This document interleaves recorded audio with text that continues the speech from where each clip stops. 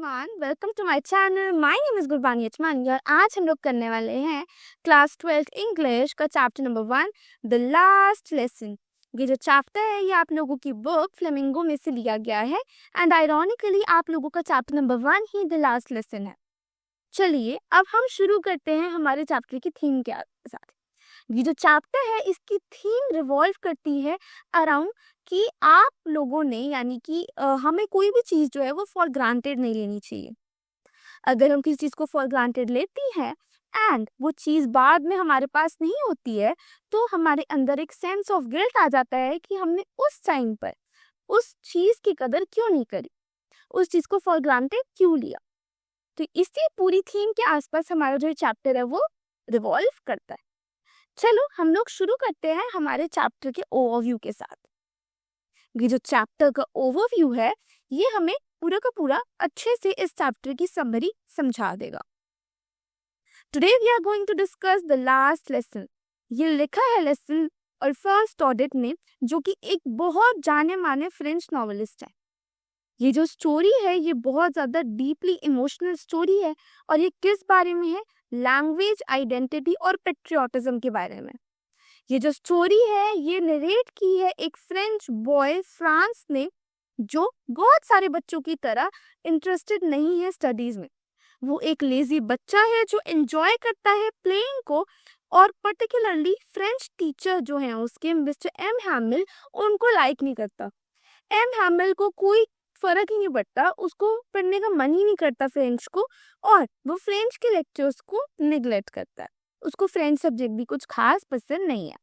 चलिए हाउएवर एक दिन बहुत ज़्यादा अनएक्सपेक्टेड हैपन होता है। एक ऑर्डर आ जाता है बर्लिन से जो स्टेट करता है कि from now on only German will be taught in the schools of Alsace and Lorraine. वो जो ऑर्डर है वो कहता है कि अब से सिर्फ जर्मन पढ़ाई जाएगी in the schools of Alsace and Lorraine. इसका मतलब है कि इस पर्टिकुलर डे से जो है मिस्टर एम हैमिल फ्रेंच नहीं पढ़ाएंगे और उस पर्टिकुलर डे पर मिस्टर एम हैमिल का फ्रेंच में लास्ट लेसन होने वाला है। वो इस विलेज में टीचर रहे हैं पिछले 40 इयर्स से और ये जो अनाउंसमेंट है उनको बहुत ज्यादा उदास कर देती है। This announcement fills him with sadness and nostalgia. जो पीपल हैं विलेज के वो रियलाइज करते हैं इस मोमेंट की सिग्निफिकेंस को और क्लासरूम में गैदर हो जाते हैं रिस्पेक्ट शो करने के लिए। इवन जो एल्डर्स हैं जिन्होंने कभी टाइम निकाला ही नहीं अपनी लैंग्वेज को लर्न करने के लिए, वो भी आते हैं इस फाइनल लेसन को विटनेस करने के लिए। यही चीज शो करती है कि वो लोग कितना ज्यादा रिग्रेट कर रहे हैं अपनी मदर टंग को वैल्यू ना करना। उन्होंने अपनी मदर टंग को जो पहले वैल्यू नहीं करा, उस मदर टंग की पहले कदर करी ही नहीं, अब जब मदर टंग उनसे छिनने जा रही है तब वो उसके बारे में कितना ज्यादा रिग्रेट कर रहा है। ये इस पूरे के पूरे सीन से हमें पता चलता है। चलो अब हम फ्रांस के रिएक्शन को देखते हैं।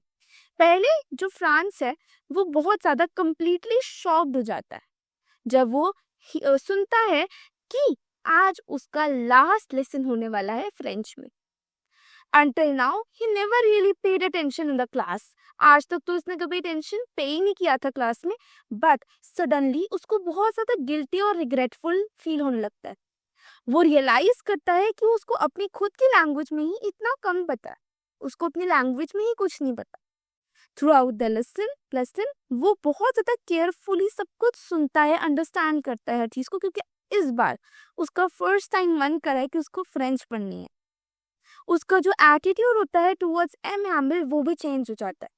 पहले वो अपने टीचर एम हैमिल को बहुत ज्यादा डिसलाइक करता था, उनको स्ट्रिक्ट समझता था, अनप्लेजेंट समझता था, बट अब एम हैमिल की उनकी नजर में जो इमेज है फ्रांस की नजर में वो चेंज हो जाती है। अब वो उनको as a dedicated sincere person देख रहा है जो कि अपने स्टूडेंट्स और अपनी कंट्री की बहुत ज्यादा केयर करता है। ठीक है, चलिए आगे चलते हैं। And हैमिल on the other hand सिर्फ स्टूडेंट्स को ब्लेम नहीं करते हैं स्टडीज को निगलेक्ट कराने के लिए, वो अपने आप को और विलेजर्स को भी ब्लेम करते हैं कि उनकी वजह से मिस्टर एम हैमिल और विलेजर्स की वजह से भी स्टूडेंट्स की स्टडीज जो है वो निगलेक्ट हुई हैं। वो कहते हैं कि बहुत सारे टाइम्स ऐसे भी थे जब वो स्ट्रिक्ट नहीं थे अपनी टीचिंग के टाइम पे, और जो विलेजर्स हैं उन्होंने भी अपने बच्चों को स्कूल भेजने से ज्यादा, पढ़ने भेजने से ज्यादा काम पर भेजना प्रेफर करा। बट नाउ जब उन लोगों ने ये सब बातों को रियलाइज करा है कि उन्होंने अपनी मदर टंग को पढ़ने की कोशिश नहीं करी, उसको वैल्यू नहीं दी, तो तब तक बहुत ज्यादा लेट हो चुका है ना? It's too late when everyone realizes the value of their language. चलो आगे बढ़ते हैं। M Hamel then talks about the importance of French language. वो कहते हैं जो फ्रेंच लैंग्वेज है वो मोस्ट लॉजिकल और ब्यूटीफुल लैंग्वेज है वर्ल्ड की, और लोगों को इस लैंग्वेज को प्रोटेक्ट करना चाहिए, सेफ गार्ड करना चाहिए। वो एक्सप्लेन करते हैं कि जो लैंग्वेज होती है वो डीपली कनेक्टेड होती है अपनी आइडेंटिटी से। एक इंसान की आइडेंटिटी से लैंग्वेज जो होती है वो बहुत ज्यादा कनेक्टेड होती है, और उस आइडेंटिटी को होल्ड करना, उस लैंग्वेज को होल्ड करना ही एक तरीका है जिससे फॉरेन रूल से छुटकारा पाया जा सकता है। It is the way of resisting the foreign rule. वो बताते हैं कि जब तक हम अपनी लैंग्वेज को होल्ड करके रखेंगे, हमारी स्पिरिट्स जो हैं वो अलाइव रहेंगी और हम अपनी फ्रीडम के लिए लड़ सकेंगे। They can keep their spirits alive and fight for their freedom. ठीक है, चलो।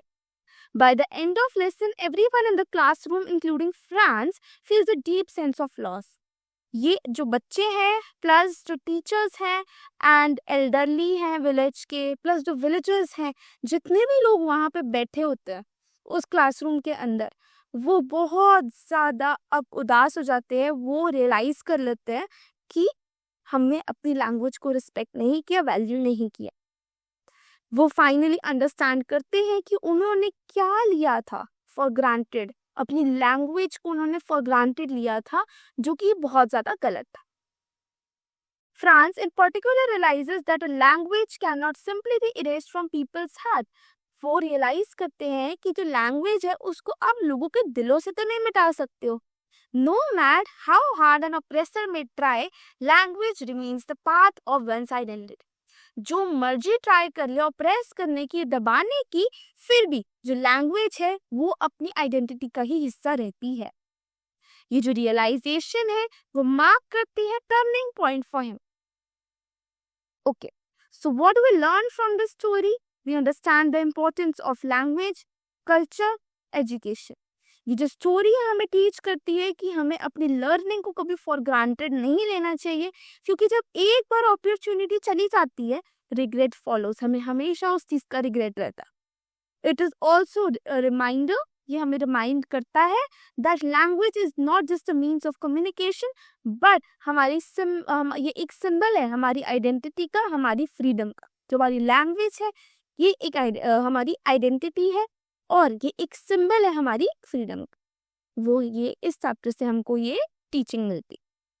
अब मैं आप लोगों को जल्दी से इस चैप्टर का एक कैरेक्टर एनालिसिस दे देती हूँ। तो सबसे पहला कैरेक्टर है हमारा फ्रांस, जो कि है school boy, lady carefree boy है ये, जिनको पढ़ना बिल्कुल पसंद नहीं है, स्पेशली फ्रेंच तो उसको बिल्कुल ही पसंद नहीं है। पहले तो वो इसी टाइप के थे, इग्नोरेंट रहते थे अपनी स्टडीज को लेके, बट जब वो ये न्यूज़ सुनते हैं कि अब वो फ्रेंच में नहीं पढ़ पाएंगे, तो उनको रियलाइज होती है the value of there mother tongue, his mother tongue. वो बहुत ज़्यादा डीप रिग्रेट फील करता है जब उसको पता चलता है न्यूज़ की क्यों उसने अपनी क्लासेस में पहले अटेंशन नहीं पे किया। ये जो फ्रांस है ये सिंबलाइज कर रहे हैं यहाँ पे उन सारे कॉमन पीपल को जो अपने कल्चर को फॉर ग्रांटेड लेके चलते हैं जब तक वो लॉस्ट नहीं हो जाता, जब तक वो उनसे छिन नहीं जाता। उसके बाद एम हैमिल की बात हो रही थी यहाँ पे, जो कि एक टीचर है। वो स्ट्रिक्ट और डेडिकेटेड टीचर है जिन्होंने स्कूल में 40 इयर्स तक काम किया, डीपली पैट्रियोटिक है और पैशनेट है अबाउट फ्रेंच लैंग्वेज, रिग्रेट करते हैं अपनी खुद की कमियों को। जब फ्रेंच लैंग्वेज अब वो नहीं पढ़ाएंगे तो अपनी खुद की कमियों को भी यहाँ पे हाईलाइट करते हैं और उसके लिए रिग्रेट करते हैं, और स्टूडेंट्स को रिक्वेस्ट करते हैं, उन्हें अर्ज करते हैं कि अपनी लैंग्वेज को हमेशा चेरिश करें, अपनी लैंग्वेज को हमेशा अच्छा रखें, उसको बचा कर रखें, उसकी कदर करें। वो नॉलेज को रिप्रेजेंट करते हैं, डेडिकेशन को रिप्रेजेंट करते हैं और रेजिस्टेंस अगेंस्ट ऑपरेशन को भी रिफ्लेक्ट करते हैं। उसके बाद दिखाया गया हमें विलेजर्स के बारे में। विलेजर्स कौन है? मोस्ट एल्डरली मैन जिन्होंने अपनी लैंग्वेज फ्रेंच को पहले पढ़ने पे ध्यान नहीं दिया। उन्होंने लास्ट लेसन अटेंड किया ताकि वो रिस्पेक्ट और सॉरो अपना दिखा सके to the French language as well as teacher M Hamel. वो सिंबलाइज करते हैं रियलाइजेशन की, मतलब वो दिखा रहे हैं यहाँ पे कि रियलाइज कर रहे हैं वो कि उन्होंने एक अपॉर्चुनिटी लॉस्ट कर दी यहाँ पे, और इम्पोर्टेंस ऑफ एजुकेशन को भी रिफ्लेक्ट किया जा रहा है with the help of the villagers. उसके बाद लास्ट है द पर्शियन सोल्जर्स। ये रिप्रेजेंट कर रहे हैं फॉरेन के रूल को। जब आप लोग के चैप्टर पढ़ोगे, एक बार थॉरो रीडिंग करोगे तो आपको समझ आ जाएगा। और ये एक साइलेंट रिमाइंडर की तरह है यहाँ पे about the loss of freedom. यही था हम लोगों का चैप्टर, और कुछ नहीं है इस चैप्टर के अंदर। अब मेरे आप लोगों से एक वो है कि आप लोग इस चैप्टर की ये वाली वीडियो देखने के बाद एक थॉरो रीडिंग कर लेना पूरी की पूरी चैप्टर की। आप लोगों को अच्छे से सारा के सारे कॉन्सेप्ट्स क्लियर हो जाएंगे और आपका ये चैप्टर जो है वो बहुत ज़्यादा अच्छे से प्रिपेयर हो जाएगा। सो अगर आप लोगों को वीडियो अच्छी लगी हो तो इस वीडियो को लाइक करना, अपने फ्रेंड्स के साथ शेयर करना, और अगर आप लोगों की कोई भी रिकमेंडेशंस हैं या फिर कोई भी डाउट्स हैं तो कमेंट सेक्शन में आप वो मेंशन करना। Thanks for watching this video and bye.